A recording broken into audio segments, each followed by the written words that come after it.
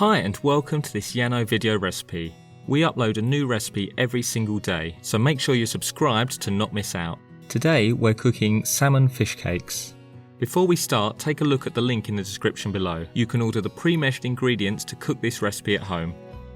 Before you start, preheat the oven to 190 degrees. Start by whisking the egg in a bowl. Add the salmon, spring onion, oil and half of the breadcrumbs. Give everything a good mix together and season with salt and pepper to taste.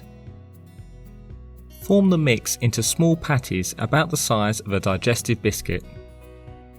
Coat each fish cake in the remaining breadcrumbs and place on a lined baking tray. Cook in the oven for 5 minutes on each side.